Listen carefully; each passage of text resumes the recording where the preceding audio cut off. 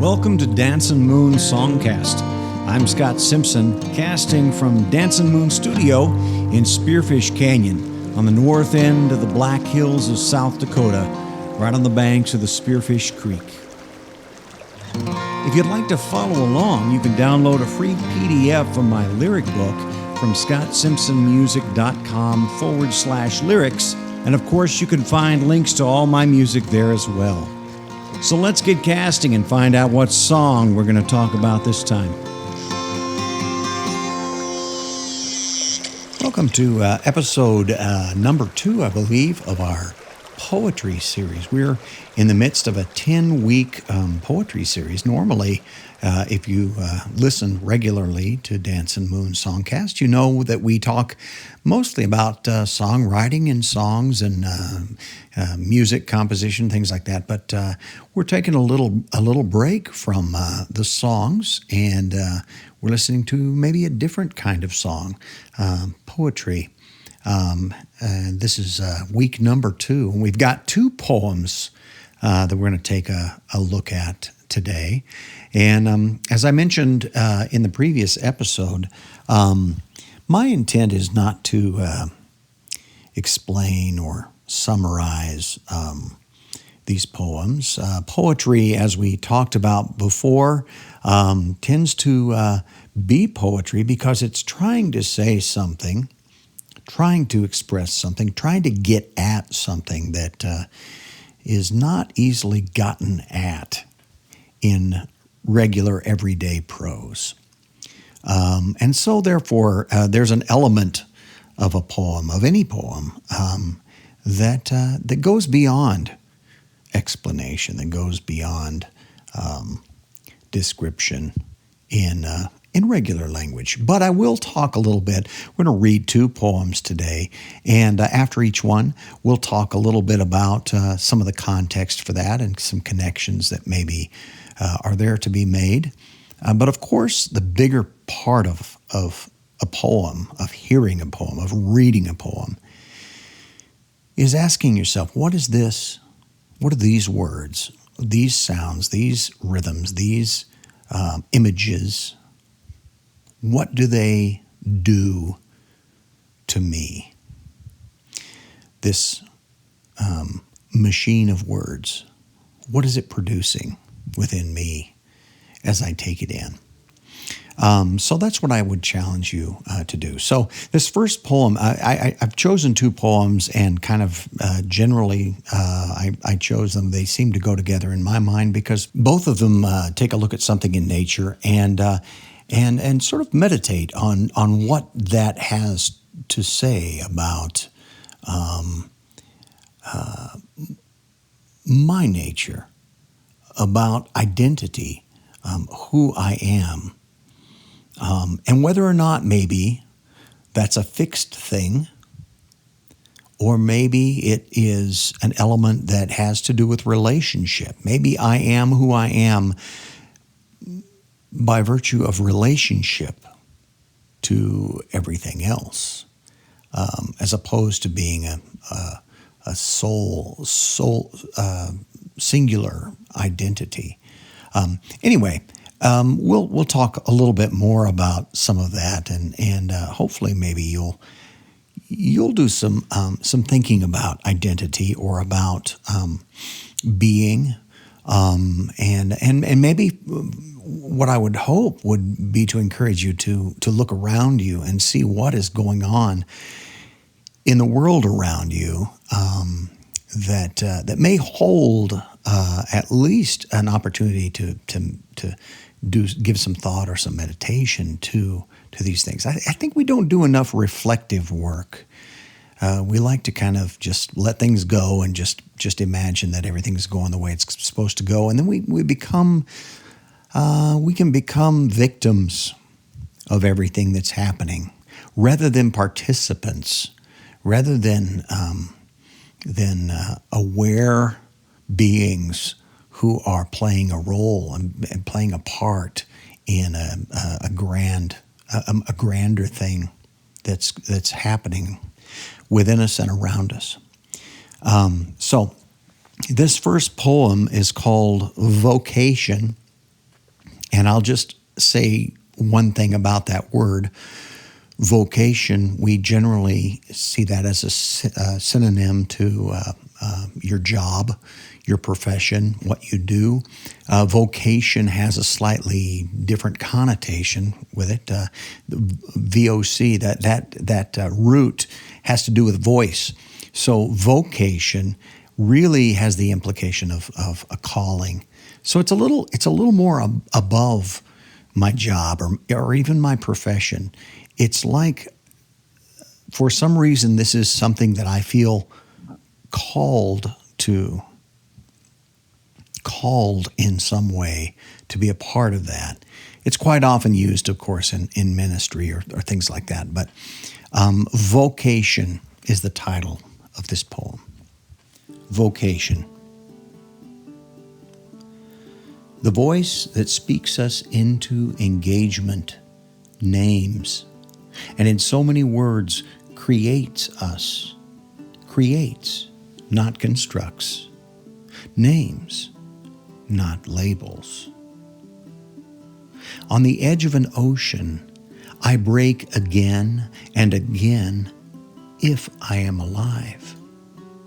What forms is not me, but rather the one who pronounces me, lifts me up and curls me over upon myself, translucent with living coral and darting flecks of hunger, and tosses me down, digging out eternally the earth, my cradle.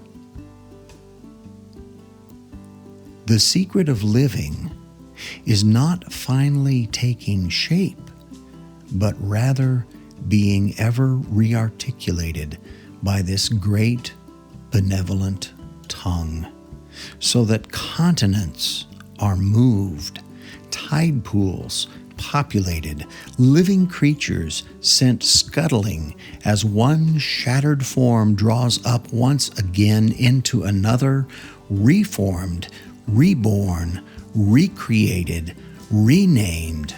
One song measures cresting far out toward the horizon, sounding me into being, humming gently, even now, in these shallows.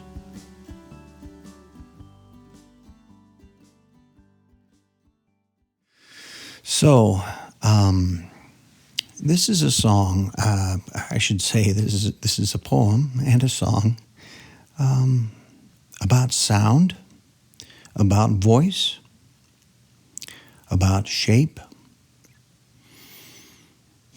The metaphor, the primary metaphor in this is, of course, the ocean, and that sound of waves crashing, and the idea that each wave is something distinct, certainly different from any other wave, but at the same time, not distinct from the entire ocean. Each wave becomes a manifestation of a greater thing, which is the ocean. Distinct, and yet at the same time, paradoxically, not distinct from the ocean. And I think, as I think about vocation, about our calling, about my calling, those things that I've considered to be a calling for myself, I don't know exactly how that voice comes about, but I know the feeling of having this undeniable, inescapable, interior belief that I am being called to do certain things. And then also having other things that I do, whether it's a job or whether it's something in the social realm or whatever, where I feel like I'm really out of my element. This is not me. This is not doing. This is not who I am.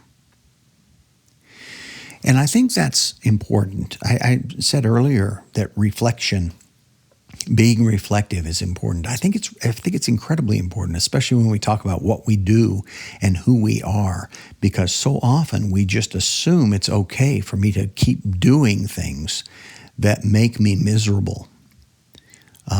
As I feel myself dying year after year doing whatever it is that I'm doing, sometimes we think that that's just what it is to be human, to just slowly be killed by the things we do.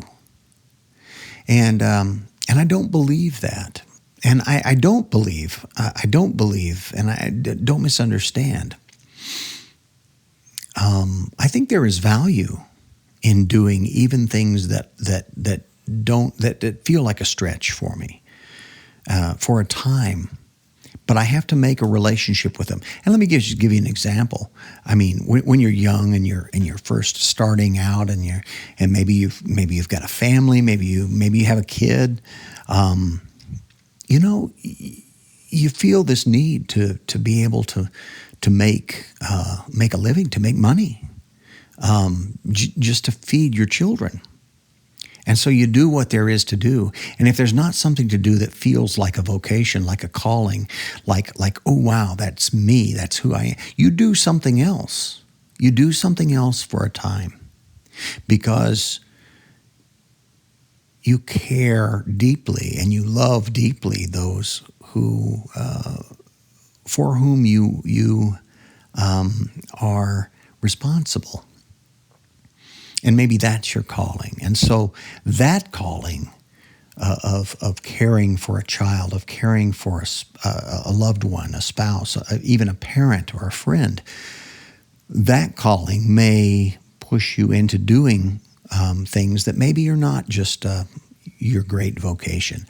But I think being aware of that, not just saying, hey, that's just the way it is, I'll work till I'm dead and supply my family with what they need. I think that is a limitation that is at some point becomes no longer good for those you love either, because those you love probably love you and they want you to flourish, not just to exist. Here's where the challenge is, and I think this is where the breaking happens. The breaking as a wave that makes that wonderful sound, that crashing, that music at the beach, and digs out and creates the tide pools and spreads life and scatters it and does all these wonderful things. That breaking, when one wave ends and goes back into the sea, in one sense, that's when what you thought was a vocation, a calling, and maybe it was for a time, falls to pieces. I spoke in the last episode a bit of my deep, deep desire to be a poet and write poetry and even to teach at the university level with poetry.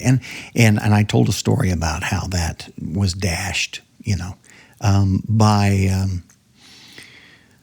the system, by the tenure system, and by a particular dean who didn't see the value in what I was doing.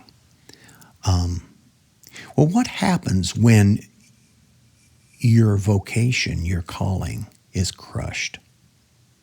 Is that the end? Was I only one thing? Am I destined to never be that thing again? Well, I think not. And I think this is the encouragement of the waves on the sea. That I may experience many, many different iterations of self, of who I am at different times, different spaces in my life, different relationships with different individuals in my life, different places of living and being in my life. I may experience different iterations of my vocation, of who I am, and they may painfully crash. But even that crashing makes a music. It makes a sound. It makes a voice. And it may be calling, if I'm able to listen to that, it may be calling me into something new. It may be pulling me back into the belly of the ocean to take on a new form. And that is encouraging to me. That's encouraging. It says that I'm not just one thing. It says that we are not just one thing, that we are a much larger thing and part of a much larger thing, and that I may have different roles to play at different times. The final metaphor in this poem, one song, measures cresting far out toward the horizon, sounding me into being, humming gently even now in these shallows. Maybe there is this great song that is life. And by life, I don't mean my life. I mean life with a big, giant L. And all the relational existence and all of this. And I'm called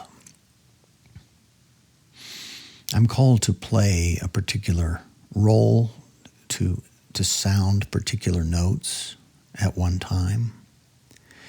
And when that time is done, maybe I'll be called to sound other notes. I think what's important, at least for me in my thinking about all this, is that, one, I'm listening, because I can't sound any notes that work if I'm not listening too. I've got to be listening. And second of all, that I'm not just satisfying myself to make noise. That I'm constantly trying, like a singer, trying to hit those notes. And it may be a reach for me, but I can sense and feel both the notes I need to hit because I'm listening to the rest of the music. But I can also sense that it will be a stretch, but that I can hit it. And it's that stretch. It's that slight stretch. And sometimes it's a bigger stretch. That's what makes hitting the note so wonderful, so fulfilling, so spot on. Not that it was easy to hit, but that there was a challenge in hitting it. So there's more there. There's a lot more there, and maybe I'll come back and revisit that poem at some point. But it's good. You know, what's interesting about poetry is you learn something in the writing. You learn something in spilling it out and working with it and drafting it and getting it just right in that moment. You come back later. I mean, this poem was probably maybe 10 years ago, maybe. At least 10 years, actually, probably more like 11 or 12. And it's opened up more for me now. It's different, and there's more there. And I think that's the wonderful thing about reflective work. Whether you create things, do journaling or write poetry or songs or whatever it is you do, to go back to at a later date to reflect on some of those things and see what has changed. See what these things that you put down, that you created, that you did so many years ago, see how they resonate now. See what voice is in them now, and how that voice has shifted and changed. And it gives you a perspective on yourself and where you're at now. So we're going to have one more poem. And as I said, this one is another one that draws on something in the natural environment, and as a source of meditation on maybe on existence, on being. And so this one was written a little bit after, but in the same general vicinity as the previous one that we just talked about, Vocation. This poem is called The Stones. The Stones. Any rock slides bound to leave a mark. Boulder fields tell stories of old adjustments made to mountains. You can read them just like you read the rings of trees or ponds. I heard about a boulder field in North Carolina once, where people came with hammers 'cause the rocks would sing when you beat them. I have made adjustments, too, thanks to gravity and late winter ice. But I have yet to hear the song my rocks might sing. I'm not in charge of this shift in my face, only responsible for being brittle enough to come down. I take on a new name with each rock slide, each new face, names as arbitrary as clouds because I do not do the naming. People project their dreams upon a silhouette. They call me fortress. They call me thunder. They call me old man. In South Dakota once, they jackhammered dead politicians into the sides of mountains, and now faithful pilgrims lay gifts there at the base of the rock slide, buy trinkets to clasp later as they mumble their prayers. I'll not be shaped by jackhammers, even if you promise me gifts and worship. I am the work of another, faults in my granite bright with potential, ice and gravity, wind and water know best what I will be when I am done.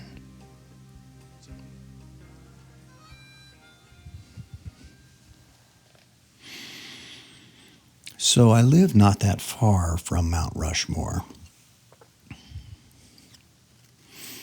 If you've ever been there, you know. If you've ever been to this area, then you've probably been there because that's the thing you go to. And there are mixed feelings about this. And I suppose the feelings that I have and that are expressed maybe in this poem are not so mixed. I also do a lot of hiking in the Black Hills, and there are wonderful.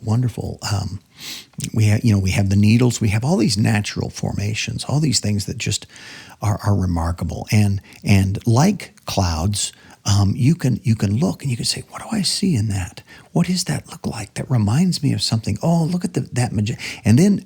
What's really interesting is, and I notice this every time I drive home, I live in Spearfish Canyon.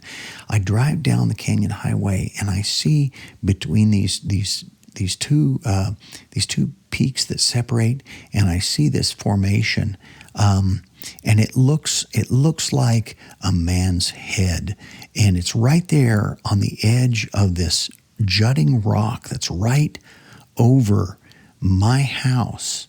And I see that, and I feel like I've seen it so many times. I recognize it each time. I say, oh, there he is. There he is. I'm home. And there's like this relationship that develops. Stones, mountains, cliffs, faces of rock, they have personality, they have history. there are these other two giant boulders that sit right in the middle of Spearfish Creek. They're called, most people call them kissing rocks. They're two giant, they're like two small cottages. And you when you get up right next to them, you can see the path that they took coming down from the top of that side of the canyon, and how they, on the day that they came down, it must have been just a huge noise and it must have been earth rattling as they came down, and they came to rest right in the creek, right next to each other, just almost touching, not quite touching. That's why they call them the kissing rocks. But you can see that, and you can see the story of them coming down. You see this thing that happened. The trail is there. The storyline is there. And the personality is there. And it's developed as you come back again and again and again, and you pass it on your way here to this place, or you pass it the other direction going to that place, and you see it, and you say, oh yeah, there they are. There they are, the kissing rocks. There they are. They're there. And there's all of this history there, and there's all of this personality. So, what should shape a rock? What should shape a mountain? What does shape a mountain? Ice, wind, water, weather shape these mountains, brings parts of them down. You know, we have boulder fields where at some point a whole section of the side of the canyon collapsed and came down in a big boulder field, and you can see the insides of the rocks, and you can see how they were pressed together for millennia, and there's little layers inside, and there's just all kinds of amazing geological things and stories to be seen as the rocks are opened up, and you see ancient plant life or ancient aquatic life embedded inside these rocks, and you know these stories are there. And then you marvel at the things that are carving them into whatever it is they are, things that suggest different things to you, or that you develop a relationship with. Now contrast that. Contrast that with taking a story about a politician or about a president, a Washington, a Jefferson, a Lincoln, a Roosevelt. I'm saying, there's a nice big face of rock. Let's take the jackhammers and let's knock out everything until we get the faces of those guys.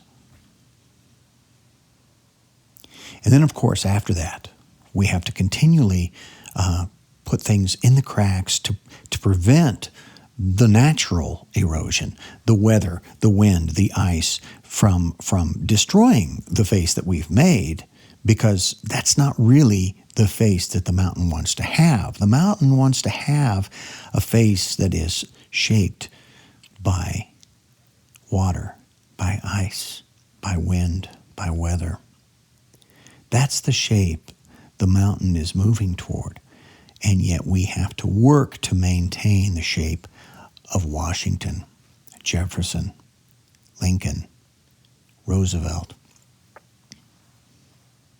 I got the order a little wrong. It should be Roosevelt, then Lincoln.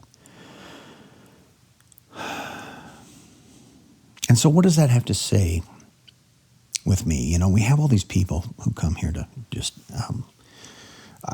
I use the word worship, and they might not use that word, but there is an element of founding father worship that occurs at Mount Rushmore. If you've ever been there, you know it.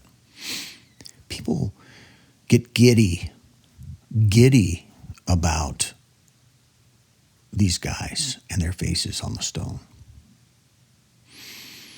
People buy all kinds of trinkets to remind themselves of these guys on the mountain and the stories that they associate with them. And I don't want to call any of that into question, but what I do want to say is, what do I want for myself? Do I want to be or to become the thing that others project onto me? Who has the right to decide the shape of my face, the shape of my identity, the shape of my being? Who has the right more so than ice and gravity, wind and water? They know best what I will be when I am done. There is something lovely about allowing oneself to be shaped by one's experiences, and not to disdain that, but to value it. To be shaped by time, to be shaped by scars, injuries, to be shaped by growth in certain ways. To be shaped by adversity, to be shaped by non-adversity, by blessings, by wonderful things that have happened, to be shaped by relationships, to be shaped by the natural things that occur, rather than to either allow others to shape who I am, to project onto me what I should be, or to have such a clear vision of who I should be in my head that I defy everything that occurs. I close myself off to anything other than this goal that I've set, that I will have happen. There's something beautiful about letting go. There's something beautiful about a cliff that stays put. There's something beautiful about a cliff that comes down all at once in a rock slide. There's something beautiful about nature taking its course, about weather carving us, water, ice, wind, sun, shaping us. It means that I am part of this bigger thing. Like we said with vocation, I'm part of this bigger thing. I have a shape now that may be changed over time.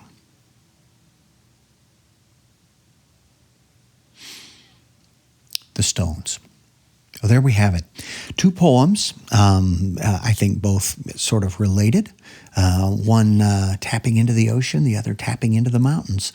And both giving me lots of thoughts about identity and selfhood, and who I am and what shape I take, and what is to be valued in being shaped and reshaped again. That is part of being alive. Thank you for joining me for this episode on poetry. This is our second in this series, so we have about 8 more to go, and I'm super excited. I'm really enjoying digging into these poems that I haven't entered into these poems in a number of years. So this has been really great for me to pick these out and then to share them and talk a little bit about them. You can find all of my music and all of my lyrics at scottsimpsonmusic.com. You can stream all of my music on Spotify or iHeartRadio or Apple Music or iTunes, anywhere else that you like to stream. I will work on making sure that we have maybe at some point this entire collection, the selected poems of Scott Simpson from 1989 to 2009. Try to have that available in its entirety at some point. But in the meantime, you can go to scottsimpsonmusic.podbean.com and go to the page for this particular web episode, and I will post these 2 poems there, so you'll have the text of these 2 poems to return to. Thank you so much for joining me, and I value your attention and your time, and I would encourage you to once again turn around, look around you. What is going on around you? What is there that you can reflect on and do a little bit of thinking, maybe some creation of whatever sort of things that you create, to really reflect on who you are and who you've been and where you might be going. And it's a wonderful thing to be a reflective human being. Stay tuned and be well.